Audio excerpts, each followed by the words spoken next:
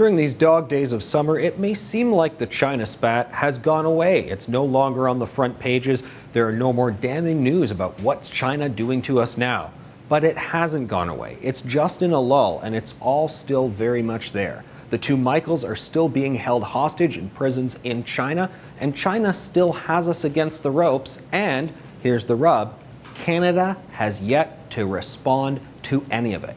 And I think now this summer is a good time for us to pause, to step back, and finally devise a China policy, a strategy to deal not just with these current problems, these current issues that have escalated and arisen, but to look at how we want to deal with this rising communist superpower altogether.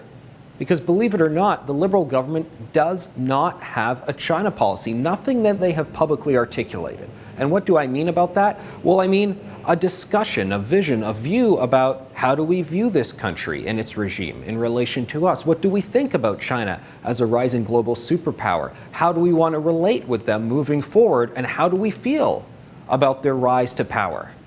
None of those questions seem to be ones that the Liberal government have asked or answered in any sort of serious, rigorous way. And that's a problem, because when you end up being faced with a situation like we are with China, you don't know what your roadmap is. You don't know what to do, you don't know what your goals are, you don't even know what outcomes you're working towards. Now, we know that the Liberals have long coveted a free trade deal with China. That's a view, though, that's been around since the 1990s. The thought that, well, the Chinese economy is growing, they're going to become more like a democratic capitalist society soon enough, so let's just get in on the ground floor and all will be well.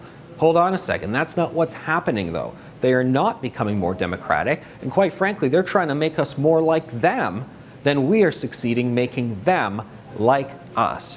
Recent reports say that the feds had actually called up former ambassadors to China to say, hold on guys, we don't want you commenting in the press, going on TV shows, radio shows, in the newspapers, giving your critical thoughts of the government. They got their wrists slapped.